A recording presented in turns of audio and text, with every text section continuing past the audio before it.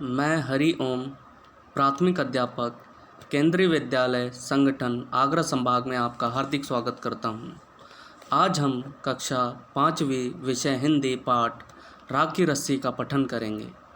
कौशल हैं पठन और श्रवण।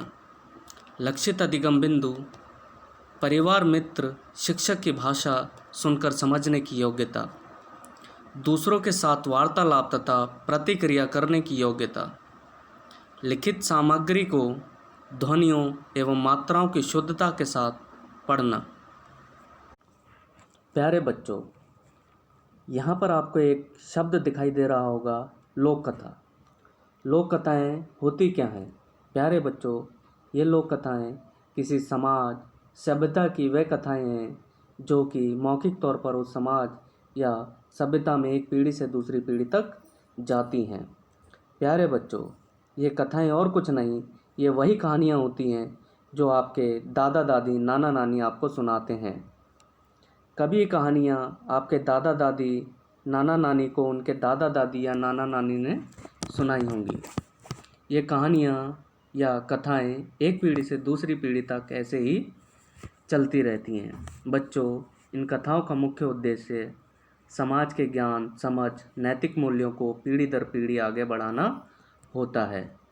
आइए आज हम ऐसी ही लोक कथा पढ़ेंगे जो तिब्बत की एक लोक कथा है जिसका नाम है राग की रस्सी। प्यारे बच्चों, हम तिब्बत की लोक कथा पढ़ने जा रहे हैं। सबसे पहले हमें ये पता होना चाहिए कि तिब्बत कहाँ पर है।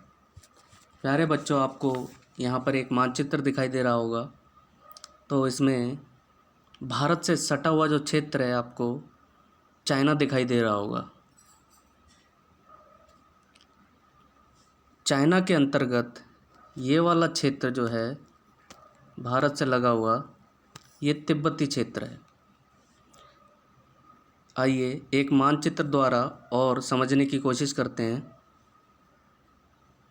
ध्यान से देखिए, आपको यहाँ पर भारत दिखाई दे रहा होगा। ये भारत की सीमा है और यहाँ से लगा हुआ क्षेत्र, यह क्षेत्र ये तिब्बती क्षेत्र है जो कि चाइना के अंतर्गत है। तिब्बत पहले एक स्वतंत्र देश हुआ करता था, लेकिन अब यह चाइना का एक भाग है। यह चाइना के अंतर्गत आता है। आइए बच्चों, पढ़ते हैं पाठ राग की रस्सी।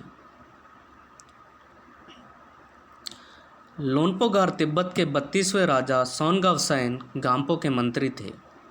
वे अपनी चालाकी और हाजिर जवाबी के लिए दूर दूर तक मशहूर थे। कोई उनके सामने टिकता न था।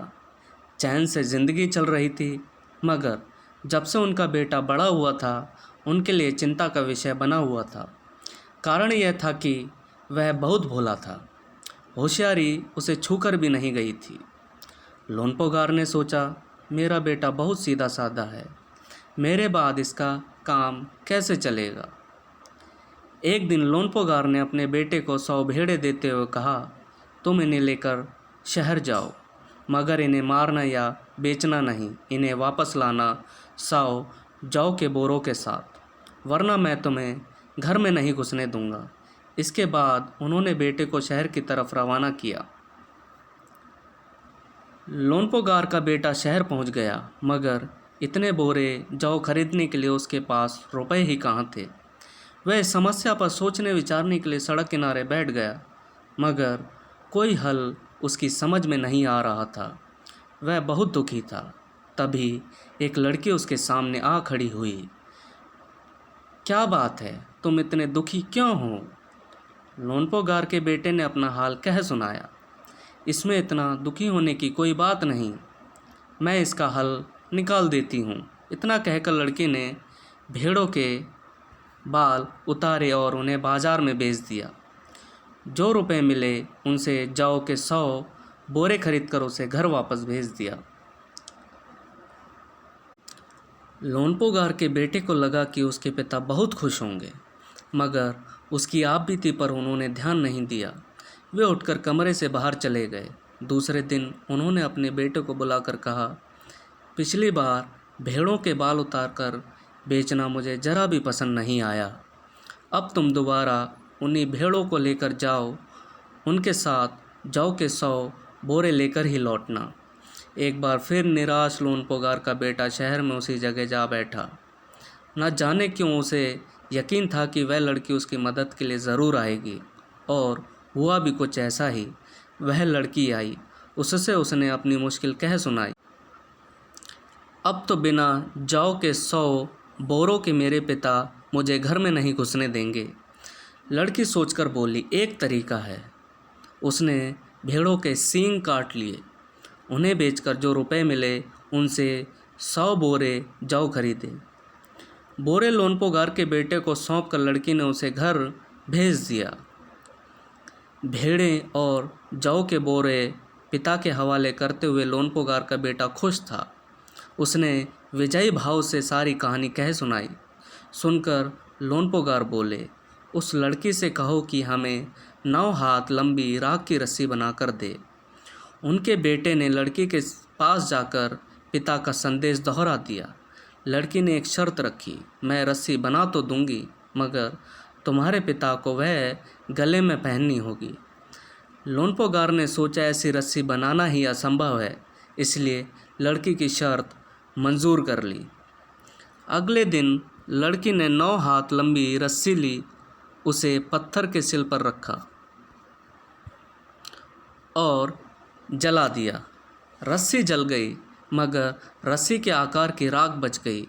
इसे वह सिल समेत लोनपोगार के पास ले गई और उसे पहनने के लिए कहा।